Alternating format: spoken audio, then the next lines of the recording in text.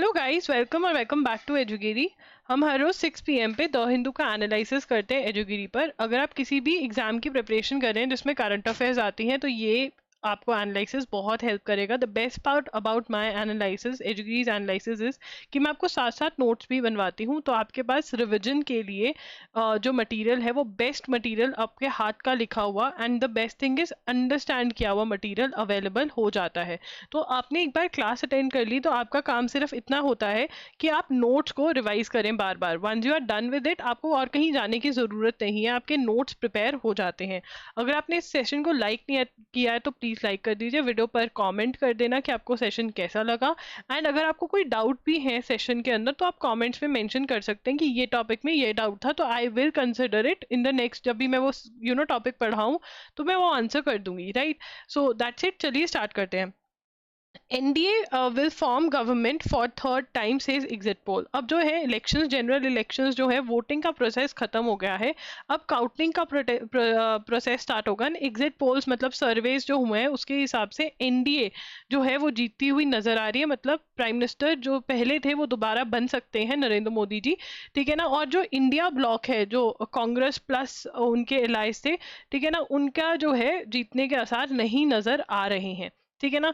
तो ये है, अभी याद नहीं करना, जब जो जीत जाएगा उसके बाद बहुत लर्निंग प्रोसेस है। I want to tell you भाई, जितना तुमने फन करना था ना तुमने कर लिया, ठीक है ना। मई मतलब तुम ये लगा लो, तो मार्च टू मई फन ही चल रहा था इस साल। बहुत कम न्यूज थी, ठीक है ना। 40 मिनट्स के सेशन तो पता ही नहीं कितने हुए हैं, और तुम लोग बोल भी रहे थे कि अरे इतना कम क्यों पढ़ा रही हो। अब पढ़ाई स्टार्ट होगी, अब पढ़ाई स्टार्ट होगी। जो भी गवर्नमेंट फॉर्म होगी सबसे पहले तो कैबिनेट मिनिस्टर्स बैठ के रटवाऊंगी तुमको। तो अब रेडी हो जाओ, ठीक है ना। जो तुमने मार्च टू मई चिल मारा है ना, मैंने भी बहुत चिल मारा है, ठीक है, वो अब खत्म हो गया है chill. People walk to vote at the world highest polling station. Highest polling station कहाँ पर था? वर्ल्ड्स हाईएस्ट, ये नोट करेंगे, वर्ल्ड्स हाईएस्ट पोलिंग स्टेशन कहाँ पर था?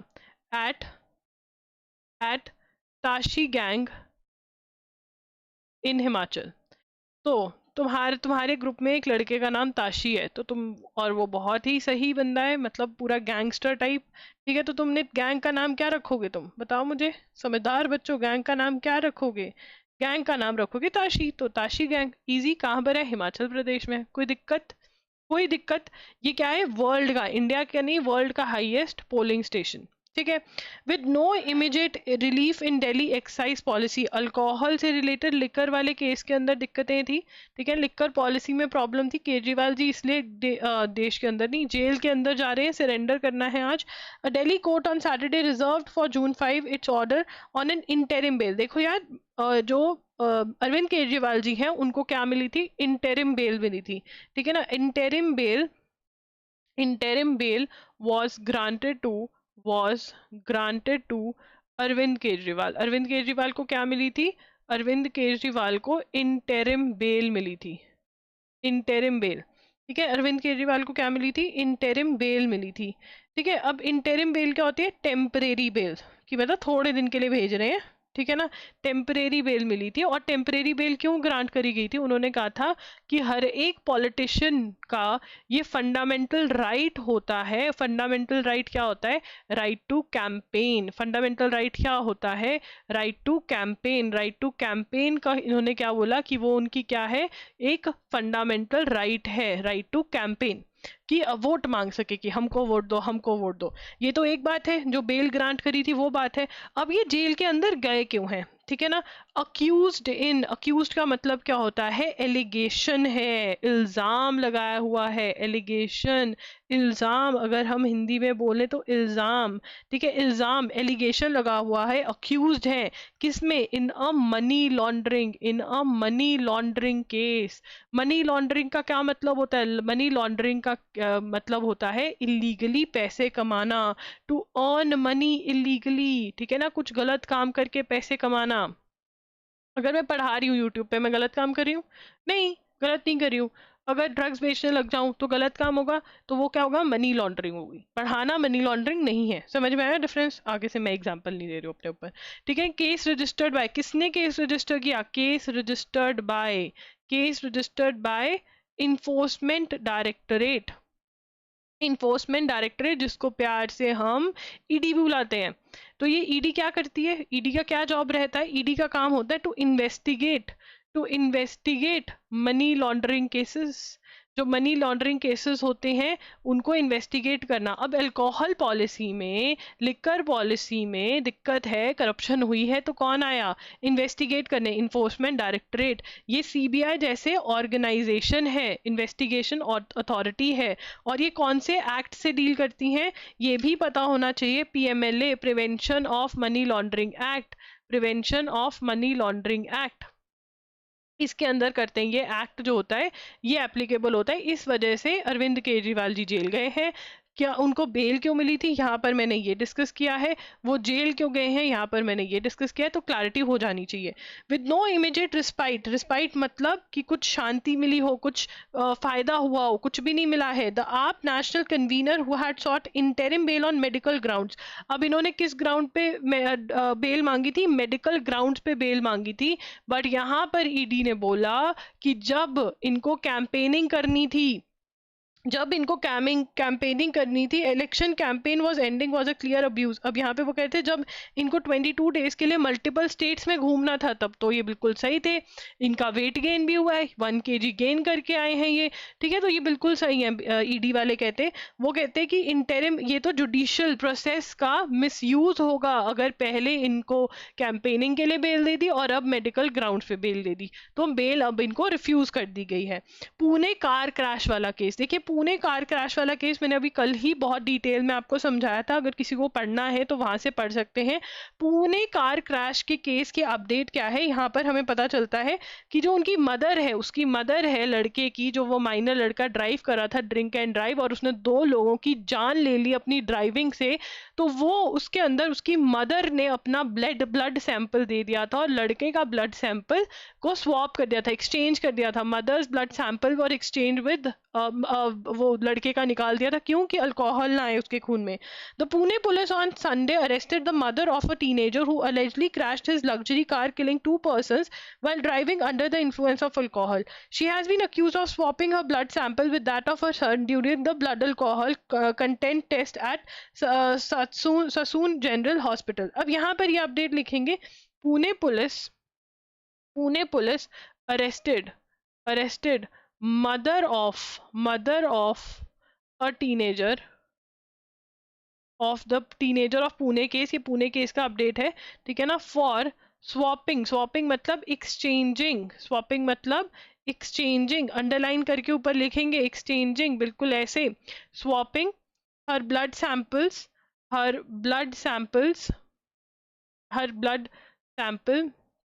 With that of her son, ठीक है ना। ये क्योंकि अल्कोहल थी बेटे के ब्लड में, तो वो करी, तो अरेस्ट कर लिया गया है। Chief medical officer, the hospitals chief medical officer who took the blood sample of the teenage driver, the head of forensic medical department were also arrested. The police is also questioning the nurses को भी question किया जा रहा है। और ये है Pune case का अपडेट। अब I want to talk about Pune case के अपडेट के बारे में, कि बहुत सारे बच्चे जो पुणे का सिम्बाइसिस का इंटरव्यू दे रहे हैं, they are talking about this case, then you should watch yesterday's video also, उसमें सारा लीगल समझाया हुआ है। बाकी सब जो मेरे एमसीक्यू वाले बच्चे हैं उनको सिर्फ अपडेट लेना है कि पुणे में क्या हुआ था, उनके लिए ये वाली चीज़ जो है क्वेश्चन अनएक्सपेक्टेड है, बट इसको हमें जान लेना चाहिए, ठीक है ना। और उसमें ज़्यादा इंपॉर्टेंट है जुवेनाइल जस्टिस एक्ट, ठीक है ना, वो हमें पता होना चाहिए, जो हमने कल डिस्कस किया, मैंने तुम्हें कल ही बता दिया था। Hyderabad seizes, now this is a very very important issue. Hyderabad जो है, सीजेस मतलब stops to be shared capital from today, bifurcation issue still pending। तो हैदराबाद जो था वो कॉमन कैपिटल था, ठीक है ना, अब नहीं है। अब हैदराबाद सिर्फ और सिर्फ तेलंगाना की कैपिटल है। तो यहाँ पर लिखेंगे Hyderabad will cease to be a common capital from Sunday मतलब 2 जून 2024, ठीक है ना। संडे नहीं लिखना, माय बैड। संडे तो बस हर संडे से हो जाएगा, ठीक है ना। संडे से वो किसकी बन जाएगी, सिर्फ और सिर्फ तेलंगाना की ठीक है, सिर्फ और सिर्फ तेलंगाना की, आंध्र प्रदेश की नहीं रहेगी। Common capital from Sunday will be the capital of, first point के क्या लिखेंगे, will be the capital of Telangana. And जो बच्चों ने नया ज्वाइन करा है जून से, प्लीज इंश्योर कि आप अपने नोट्स की फोटोग्राफ्स एट IM एजुगिरी पर भेज रहे हो टेलीग्राम पर, so that I can check your notes, so that I can ensure कि आप सही तरीके से नोट्स बना रहे हो। कोई भी दिक्कत आ रही है तो कमेंट्स में पूछ सकते हो। ठीक है, कॉमन कैपिटल किसकी थी, अरुणाचल प्रदेश के साथ कॉमन थी, अरुणाचल प्रदेश के साथ, sorry Andhra Pradesh, sorry sorry sorry sorry, Andhra Pradesh के साथ कॉमन थी।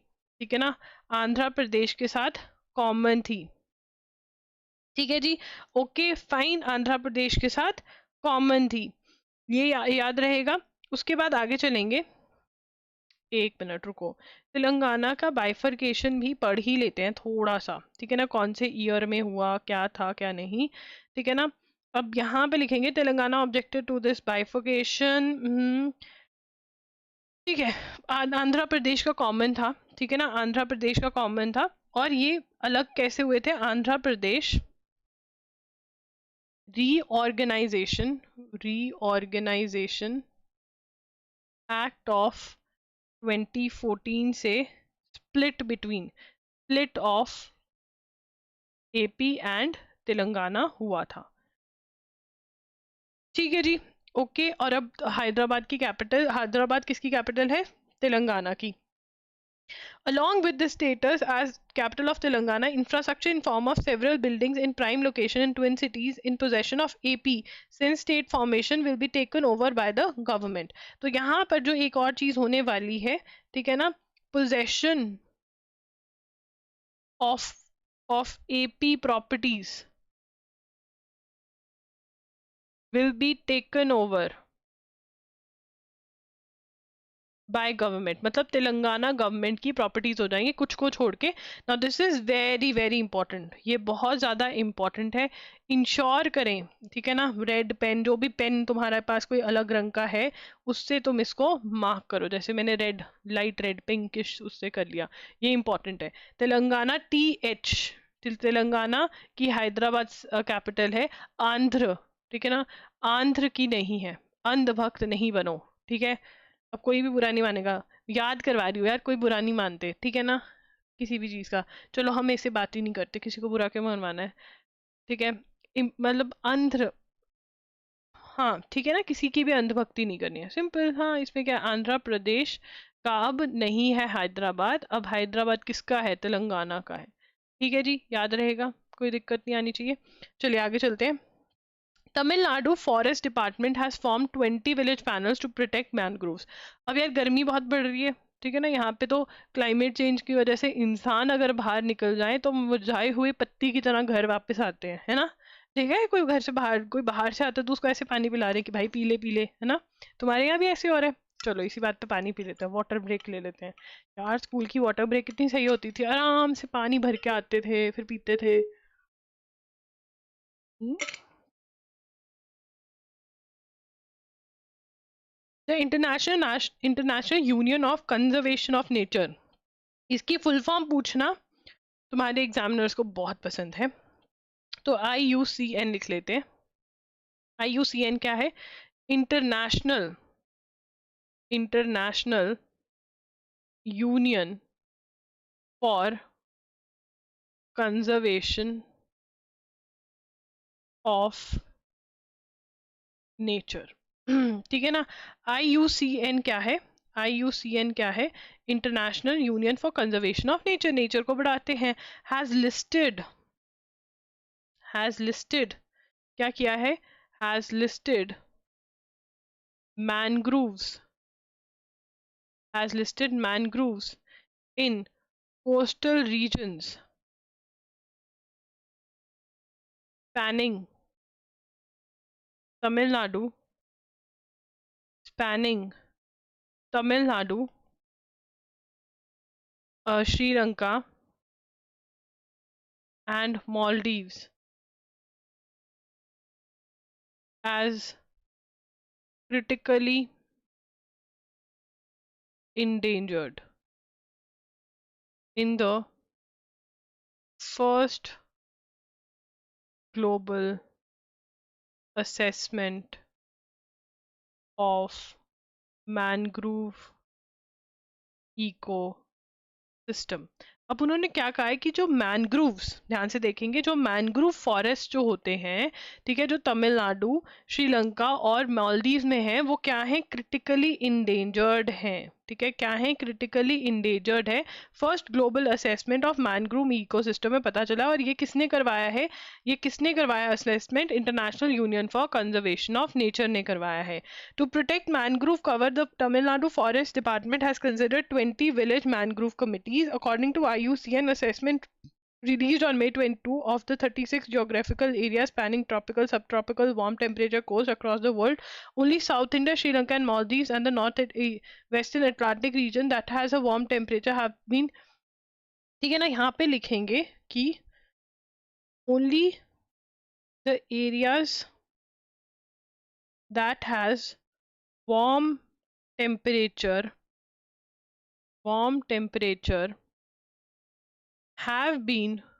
have the critically endangered tag, मतलब इन्हीं एरियाज को इंडेंजर्ड टैग मिला है, बाकी और भी कहीं जो मैनग्रोव फॉरेस्ट हैं, ठीक है ना, उनको इंडेंजर्ड टैग नहीं मिला है। ठीक है ना, तो IUCN ने ये टैग दिया है। और हम ये क्यों पढ़े, तमिलनाडु ने क्या किया है, Tamil Nadu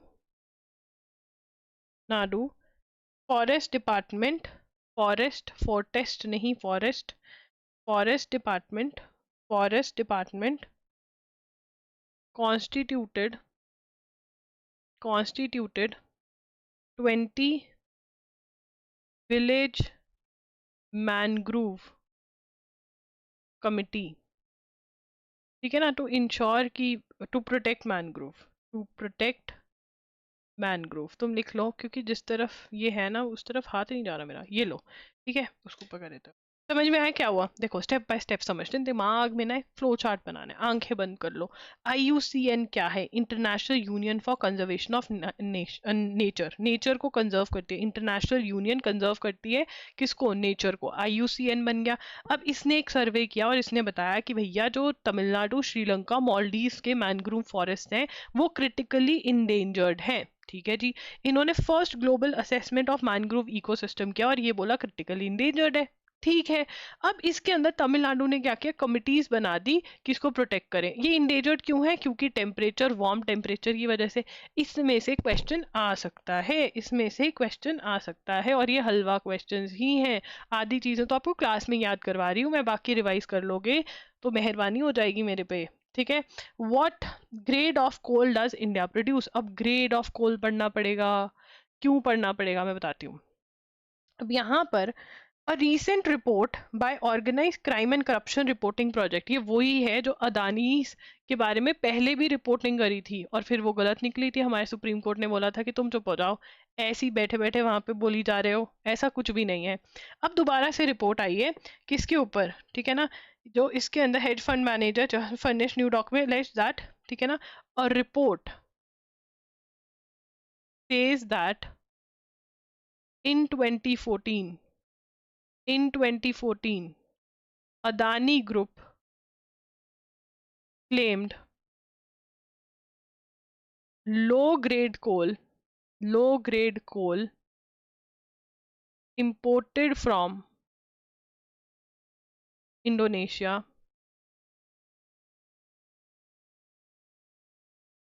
to high quality coal, ठीक है ना, inflated its value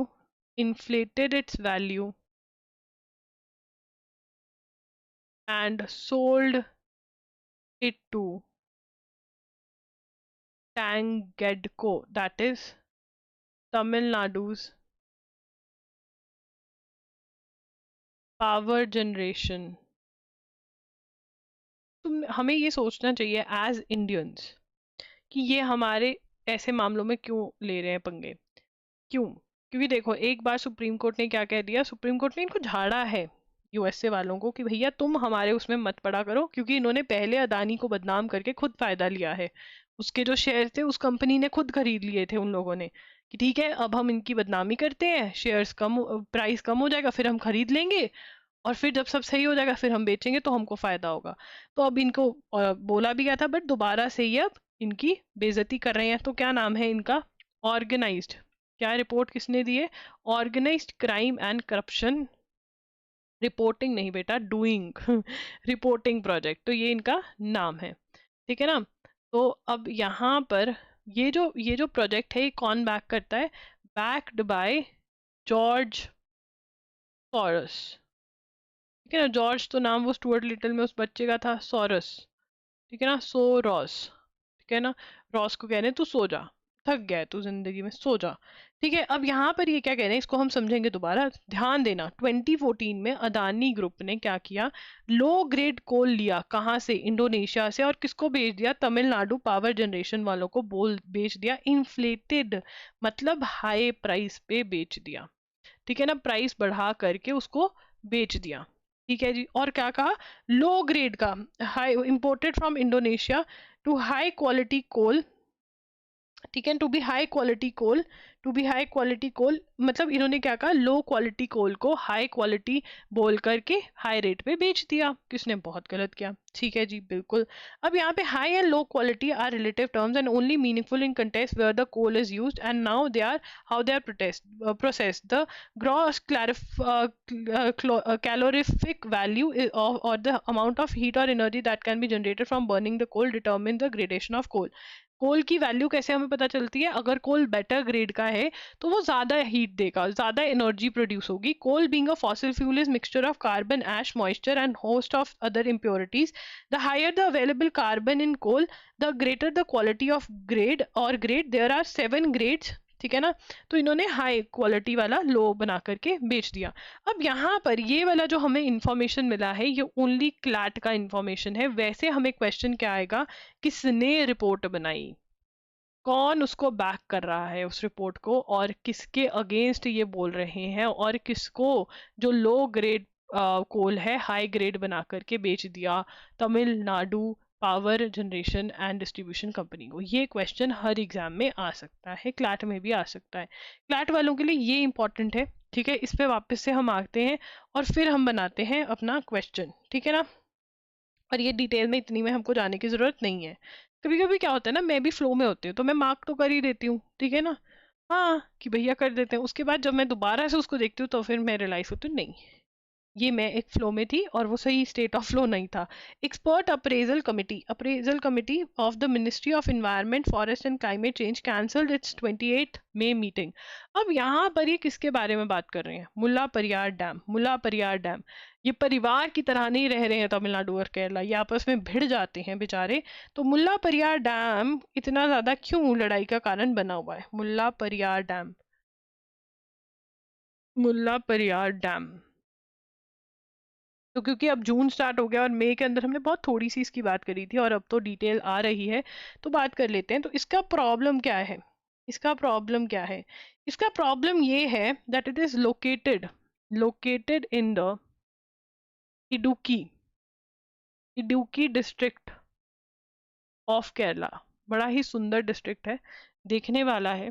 वहां पर जो ये कथक होता है बड़ा ही सुंदर होता है। And owned by, but located Kerala में, owned and operated by Tamil Nadu. बस यही तो पंगा है, यही तो पंगा है बेटा जी, कि ये लोकेटेड कहाँ पर है? केरला में, बट ये ओन कौन करता है? तमिलनाडु में। ठीक है ना? ये केटी का यही यही लड़ाई है इनके आपस में। अब यहाँ पर केरला कहता है कि ये डैम जो है ये बहुत पुराना हो गया है, 128 ईयर ओल्ड स्ट्रक्चर है, इसको गिरा करके नया बना देना चाहिए। Kerala says dam is 128-year-old, structure is too old, new dam should be constructed, new dam should be constructed। ठीक है ना? अब तमिलनाडु बोलते हैं कि नहीं भाई, न्यू डैम नहीं कंस्ट्रक्ट होना चाहिए। क्यों? तमिलनाडु कह रहा है हमने चेकिंग करवाई है, सब कुछ बिल्कुल बढ़िया है। तमिलनाडु क्या कह रहा है? कि Tamil Nadu refuses to do so. Tamil Nadu says that that no need, ठीक है ना, कि ऑल इज गुड, ठीक है ना। अब यहाँ पर केरला कहता है कि भैया ऑल इज गुड तो बोल दिया था, ईएसी भी हो गई थी। प्रॉब्लम ये है, प्रॉब्लम ये है कि जब ईएसी हुई थी, मतलब चेकिंग वगैरह हुई थी, एक्सपर्ट कमेटी बैठी थी, एक्सपर्ट अप्रेजल कमेटी बैठी थी, तो तब सिचुएशन और थी। अब तो फ्लड्स बहुत सारे आ चुके हैं, राइट। तो तमिलनाडु जो है, तमिलनाडु कह रहा है कि इन्वायरमेंट एक्सपर्ट एडवाइजरी कमेटी ने बोला था कि ठीक है, इसका कोई वो दिक्कत नहीं है। The state argues needs an extensive, Kerala क्या कह रही है, needs an extensive AI considering the change environment scenario, back to back floods आ चुके हैं 2018 में। तो अब देखना है, तो हमें क्या याद रखना है कि मुल्ला परियार डैम जो है वो इशू किसके बीच में, कहाँ लोकेटेड है, कौन है जो उसको ओन करता है, केरला में लोकेटेड है, तमिलनाडु ओन करता है, और इनकी आपस में लड़ाई किस बात की है। और 128 ओल्ड ये डैम है, 128 ईयर्स ये ओल्ड डैम है। और यहाँ पर एक और पॉइंट, फिफ्थ पॉइंट लिख लो, expert appraisal, expert appraisal committee has held that dam is in good condition, dam is in good condition. But यहाँ पर केरला क्या कह रहा है कि भैया उसके बाद दो फ्लड्स आ गए बैक टू बैक, तो कंडीशन सही नहीं है, इन्वायरमेंट सिनेरियोस चेंज हो गए हैं, तो ये आपस में इसलिए लड़ रहे हैं, ठीक है। Change labour I will fight for you, I change the labour I will fight for you, care Starmer chief of labour party. अब यहाँ पे ब्रिटेन में भैया होने वाले इलेक्शंस, ठीक है ना। तो ऋषि सुनक जो है वो कंजर्वेटिव पार्टी के, जिनको टॉरी भी बोला जाता है, जो वहाँ पे कंजर्वेटिव पार्टी के लोग हैं उनको क्या बोला जाता है, टॉरी, ठीक है ना। हाँ बोला जाता है, इसमें हंसने वाली क्या बात है, कौन कौन हंसा, डंडा परेड होने वाली है बेटा तुम्हारी। तो ऋषि सुनक की जो पार्टी है, ठीक है ना, वो कौन सी है, कंजर्वेटिव पार्टी है। और कंजर्वेटिव को प्यार से क्या बोला जाता है, लोरी और तोरी। किसको पसंद है तोरी, किसी को भी नहीं, ठीक है। अब यहाँ पर मैंने कुछ नहीं बोला यार, मैं तो मजाक करती हूँ, ठीक है। अब तुमको पसंद हो सकता है, भाई इंडियन भाई है, उसने हमारा नाम कितना रोशन किया, कोई हमको, ये लोग हम पर राज करके गए थे, इनको नहीं पता था हमारा बंदा इन पर राज करेगा। तो ये लेबर पार्टी का बंदा आ गया। हम कीर, कीर को कैसे याद करेंगे, खीर से याद कर लेते हैं, कीर। स्टार, लाइक स्टार मेर, ठीक है ना, कीर स्टार मेर लेबर पार्टी का है, ठीक है ना। तो यूके में इलेक्शंस होने वाले हैं, यूके इलेक्शंस की बात हो रही है, ब्रिटेन में इलेक्शंस होने वाले हैं, ठीक है ना। चलो आगे चलते हैं। लिविंग विद नॉस्टैल्जिया, पुरानी यादों में जीना। हॉस्टल में रहते थे तो क्या होता था ये, ठीक है ना। जैसे तुम लोग अपने पुराने एक्स बॉयफ्रेंड गर्लफ्रेंड को याद करते रहते हो, जिंदगी में मूव ऑन ही नहीं होता, फिर रीले बनाते हो कि एक बार प्यार होता है तो आगे नहीं बढ़ते। हाँ यही करते हो तुम लोग आजकल, मैं देख रही हूँ। हाँ चलो, पायल कपाडिया ने क्या जीता है, अब जून वाले बच्चों के लिए स्पेशल नोट्स बनेंगे, ठीक है। हाँ ये स्पेशल नोट्स बनेंगे, जुलाई वालों के लिए नहीं बना रही, जून वालों के लिए इसलिए बना रही हूँ मुझे पता है बहुत बच्चों ने नया ज्वाइन करा है, जो जुलाई से ज्वाइन करेगा ना उसकी पिटाई होगी कि लेट क्यों आए हो। पायल कपाडिया, ठीक है, पायल कपाडिया ने क्या जीता है, ये फर्स्ट इंडियन बनी है, has become the first Indian to win grand prix award, the second the second most the second most prestigious award at Cannes, ठीक है ना। पामदे और अवार्ड होता है, उसके बाद second most prestigious award grand prix award, and she has become the first Indian, ना कोई लड़का ना कोई लड़की ना कोई ट्रांसजेंडर ये अवार्ड जीत कर आया जो कि इंडियन हो, ठीक है ना। तो ये बहुत ही बड़ी बात है। शी इज फ्रॉम मुंबई, ठीक है। और इनकी मूवी का क्या नाम है, इनकी मूवी का नाम है all we imagine as light. Imagine as light तो हम भूत ही करते हैं रात को जो दिखता है। हाँ भाई मैं तो वाटर पोक हूँ, मुझे ऐसे कमरे में दिख जाता है, लाइट दिखी थोड़ी सी मैं कहती हूँ आ गया भूत लेके जाएगा ये तो, ठीक है। उसके बाद यहाँ पर नेक्स्ट चलते हैं, ठीक है। अब यहाँ पे ये क्या बताते हैं, having spent more time outside the city out से she got a sense of flux every time she visited the place. Flux का मतलब क्या होता है, कॉन्टिन्यूअस चेंज, ठीक है। फ्लक्स का मतलब क्या होता है, कॉन्टिन्यूअस चेंज, लिखेंगे कॉन्टिन्यूअस, कॉन्टिन्यूअस चेंज, कॉन्टिन्यूअस के स्पेलिंग मैंने मैसअप कर दिए हैं, तुम यहाँ से कॉपी कर लेना, ठीक है। चलो, all we imagine as light, ठीक है, ये मूवी का नाम है, ये अवार्ड मिला है, पायल कपाडिया नाम है। पायल तो तुम्हारी किसी ना किसी सहेली का नाम होगा ही ना, कपाडिया, ठीक है ना, कपाडिया। कबाड़िया और कपाडिया से याद कर सकते हैं आप, किसी की कबाड़िया होगी ना, कपाडिया सरनेम होगा ना, वो मेरे को गाली देगा। तुम मेरे को गाली पढ़वाते हो, तुम्हें याद करने के चक्कर में मेरे को बहुत बहुत नुकसान है भैया। ठीक है, is about Mumbai and the people who go to work there. तो ये जो मूवी है ये मुंबई के बारे में है, जो लोग वहां पर काम करने जाते हैं, नर्सेस के बारे में कुछ ऐसी स्टोरी है, ठीक है ना। उसके बाद हर फर्स्ट फीचर फिल्म। अब यहाँ पर ये क्लैट वालों का क्वेश्चन हो सकता है, मतलब बाकी सब तुमको पूछ रहे होंगे कि किसके लिए अवार्ड मिला, क्यों मिला भाई, इसने ऐसा क्या किया। क्लैट वाले नहीं पूछेंगे, क्लैट वाले ये बोल दें कि भैया इसको मिला है इस चीज के लिए अवार्ड, तुम ये बताओ इसकी फर्स्ट फीचर फिल्म कौन सी थी, ठीक है ना। वो तुम्हारा पप्पू बनाते रहते हैं कि तुमको देखें कि तुमने क्या नहीं पढ़ा है, हम वो क्वेश्चन पूछेंगे। जो पढ़ा है वो हम क्वेश्चन में बता देंगे, जो नहीं पढ़ा है उस वो ऑप्शंस में डालेंगे। ये क्लैट वाले करते हैं, बट हम पप्पू अपने आप को बनने नहीं देंगे, हम लॉगेरियंस हैं, हम एजुकेरियंस हैं, हम नहीं बनने देंगे। तो ये भी इम्पोर्टेंट है, ठीक है ना। हाँ, अगर इजी पेपर आता है तो ऊपर से क्वेश्चन आएगा, अगर डिफिकल्ट तो ये वाला क्वेश्चन आएगा। क्लैट वाले, सिर्फ क्लैट वाले, जो क्लैट वाले नहीं है उनको इतना दर्द नहीं करना अपना सर में। Italy warns against rash moves of using Western arms in Russia. Italy क्या कह रहे हैं कि तुम लड़ो, पर तुम बॉर्डर पे लड़ो। रशिया यूक्रेन को कह रहा है अगर तुमने रशिया में जाकर हमारे वेपन्स यूज करे, ठीक है, सिविलियंस को मारा, तो फिर देख लेना, ठीक है। Italy wants Italy wants against against rash moves of using Western arms in Russia, ठीक है ना। वेस्टर्न आर्म्स इन रशिया, ठीक है, वेस्टर्न आर्म्स यूज करे हैं कहाँ पर, Russia, using western arms in Russia. तो यहाँ पर ये क्या कह रहे हैं, foreign minister in Ukraine using Italian weapons inside Russia, UK using, USA, Ukraine, मैं भी कहूँ यूके कहाँ से आ गया, Ukraine using Italian weapons inside Russia must be avoided.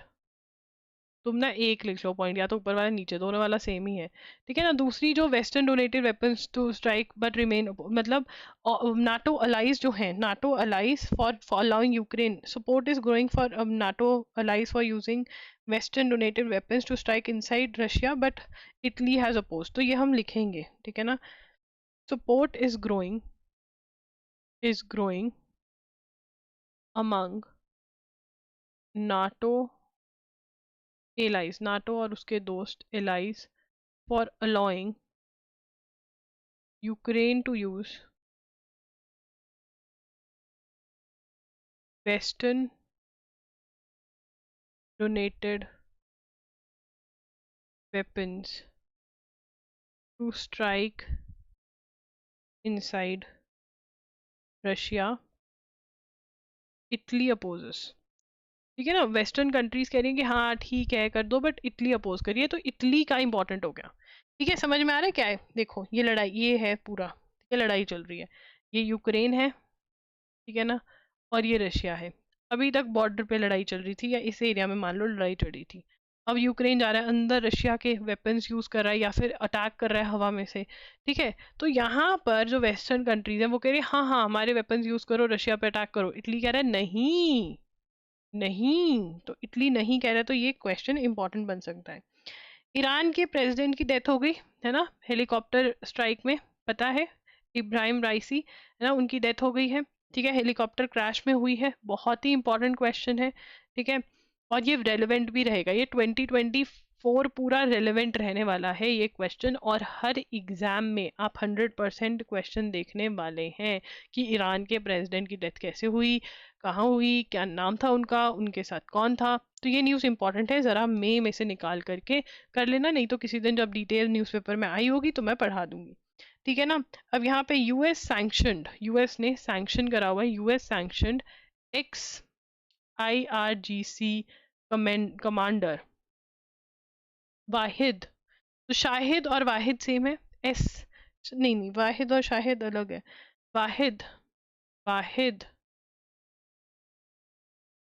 हैगैनियन, ठीक है, नियन तो याद हो जाएगा, हगैनियन, ठीक है ना। Vahid Haghanian is among candidates who registered who registered to become Iran's next president। तुम बस ये प्रे करो कि नाम इतना आसान हो कि तुम्हारी जिंदगी बन जाए। हाँ, तुम यही प्रे करा करो कि जो भी न्यूज में है उसका नाम बहुत आसान हो, ठीक है ना। तुमको क्या लेना कौन बन रहा है कौन नहीं बन रहा। Following the death of Ibrahim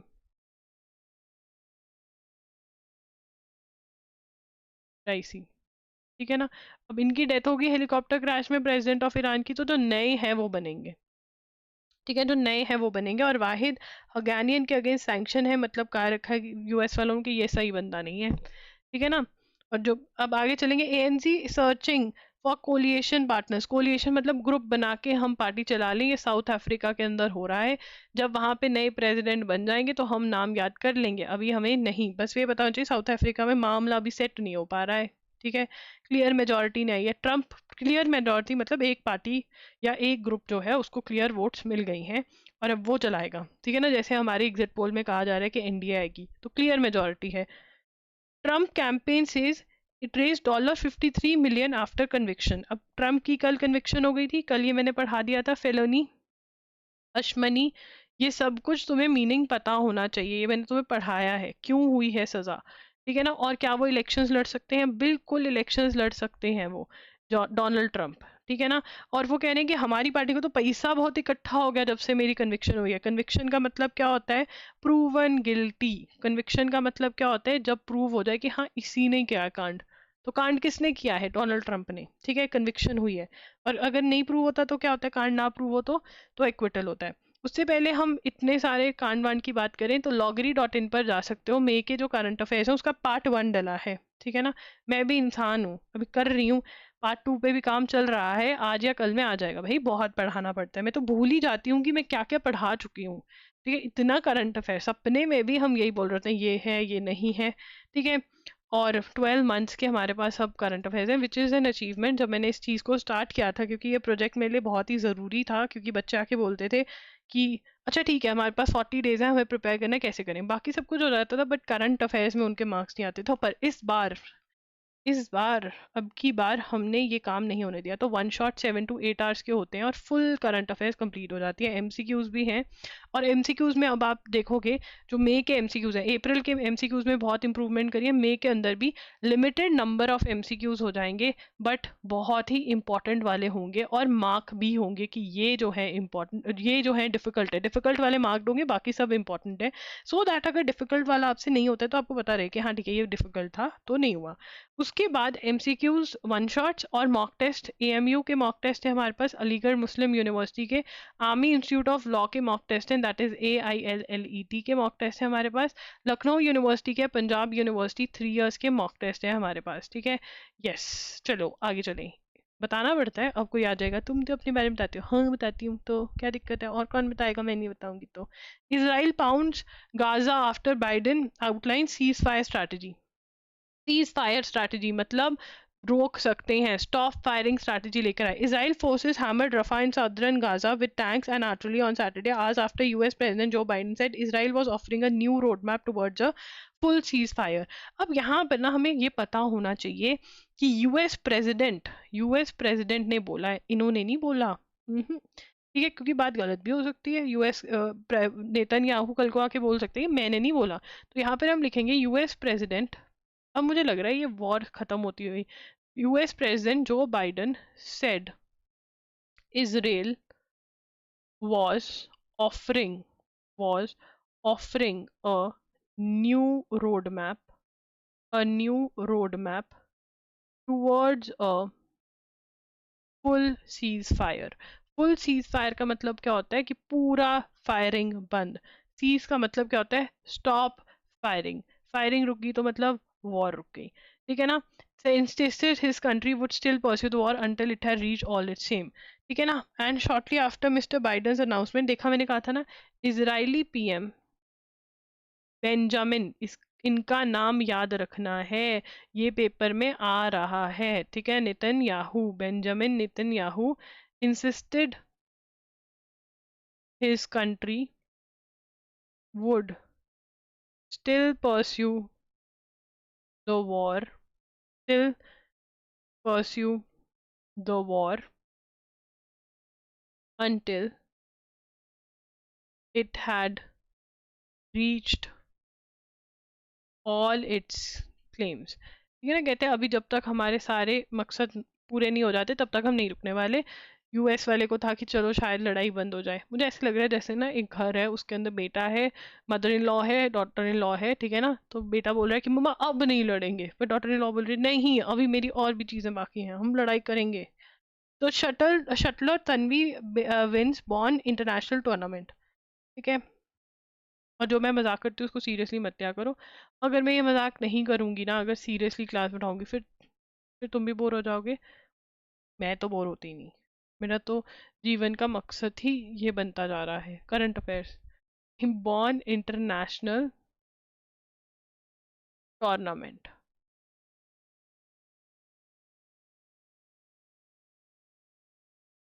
born international tournament. Born international tournament क्या है? इसमें Indian shuttler, badminton, Indian shuttler Tanvi Sharma ने किसको शट कर दिया? शर्मा डिफीटेड वैंग पे, एक तो इनके नाम क्या नाम है, वैंग पे यू ऑफ चाइना, ठीक है, हरा दिया। तो अब ये क्वेश्चन क्या बन सकता है? Tanvi Sharma was in news, she is related to which games, ये पूछेंगे, या ये पूछ सकते हैं बॉर्न गेम्स। अच्छा पूरा हो गया। चलो अगर किसी ने हमारे से खरीदारी करनी है तो लिंक्स डिस्क्रिप्शन बॉक्स में मिले हुए, नहीं तो loggery.in पर आप डायरेक्टली जा सकते हो।